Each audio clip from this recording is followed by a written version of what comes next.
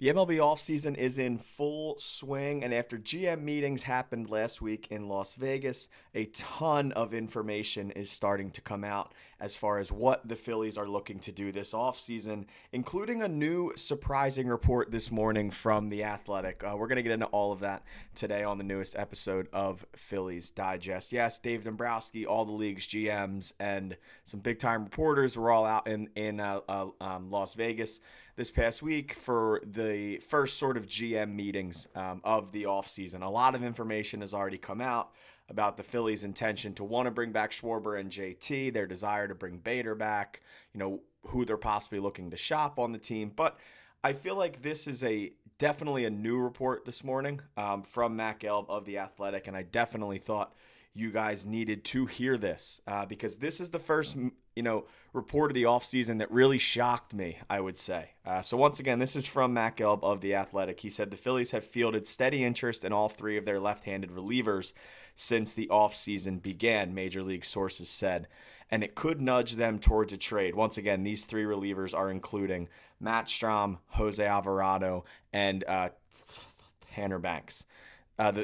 The free agent market for lefty relievers is not robust. Some of the best available arms are Gregory Soto, Drew Pomeranz, blah, blah, blah, blah. It's why teams have targeted the Phillies.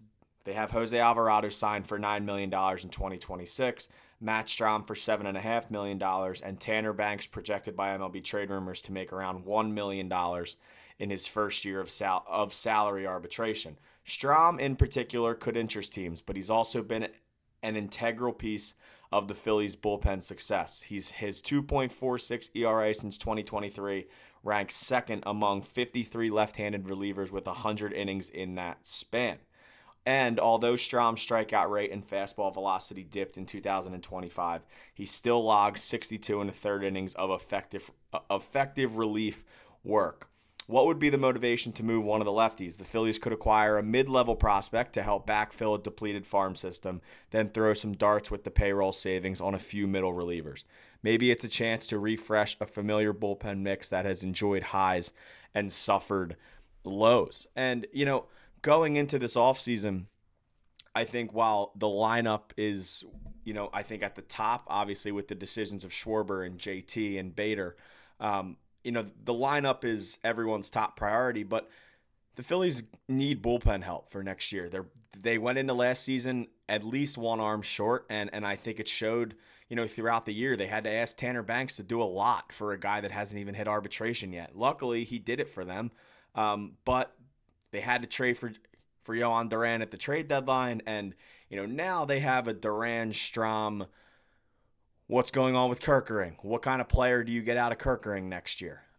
So the fact that the Phillies, I think, need to continue to build their bullpen, and now this report coming out about them potentially looking to shop a piece is pretty big. As far as Matt Strahm and Jose Alvarado, who have both been here for a really long time now, at least a few years now for both of them. And Banks being new since the 2024 season, but is really impressed, especially for the money he's making. What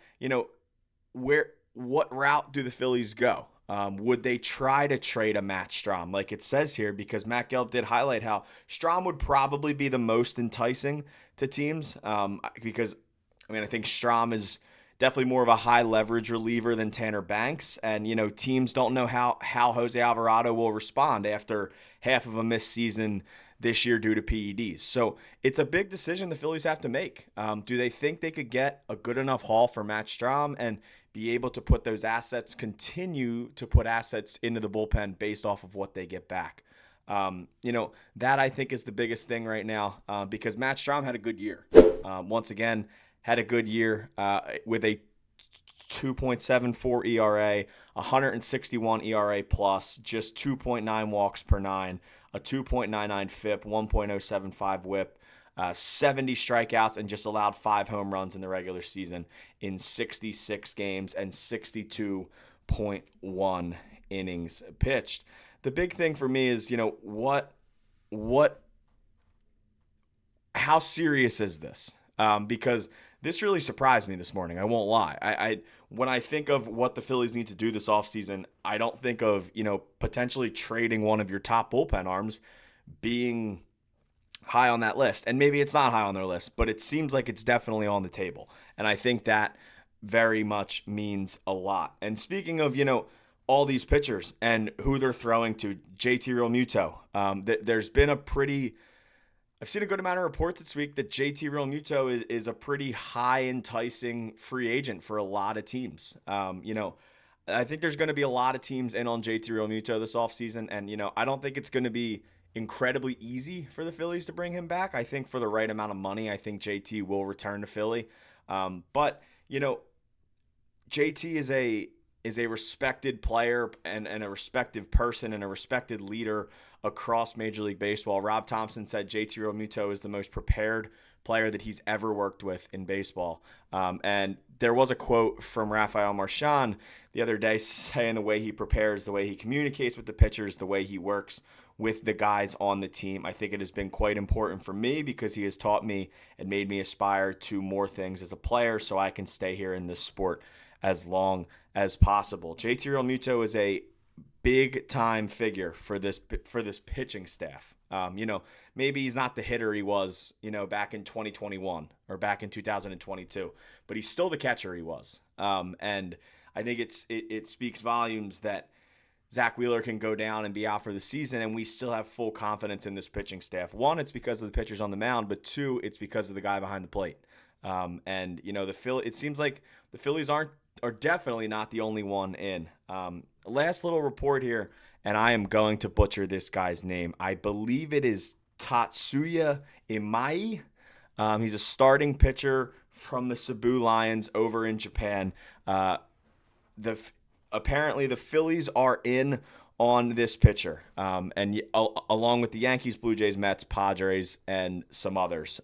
But how much of this is, getting that vocal desire out there to continue to try and get into the Japanese market? I can't imagine the Phillies are going into this thinking they're the favorite to land him. But once again, the Phillies, as they've shown in multiple past off seasons with Yoshinobu Yamamoto and multiple other players, that they are trying to get into the Japanese market.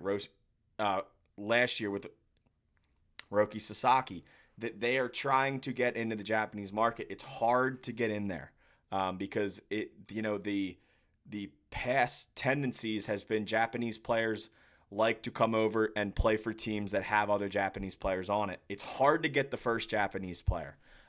That's, kind of where a lot of, especially East Coast teams stand because they're a lot farther from Japan. The West Coast is a lot easier of a commitment for Japanese players. But the Phillies are still trying to get into the Japanese baseball market here because it is only getting better as the years go on. And, hopefully a Japanese player will come to the Phillies soon so they can continue to get into that market because it's a big market. Yamamoto, Ohtani, Sasaki, all these big names around baseball. Yes, they're all in the Dodgers, I know. But that's kind of where we're at right now. Big update, obviously, with these relievers. I thought that was a little out of left field this morning, but it definitely caught me by surprise, and I think it was big. I think it's pretty crazy. Just one more quick Schwarber update. This is from Matt Gelb this morning, really quick. In the case of Schwarber, the Phillies would prefer to avoid a protracted negotiation. They have made it clear they want to re-sign him, yet from his camp's perspective, there is no rush. Obviously, free agency is a chance to explore the market. If not the Phillies, who is it? The Cubs indicated they're focused on pitching. Rangers are trying to reduce payroll. The Reds, possibly. The Reds are this sneaky little team that maybe will finally sign a big free agent and try and go after hometown Schwarber. The Red Sox are in because of his relationship and past time playing there with Alex Cora. Could the Mets pivot to Schwarber? There's a lot of teams out there.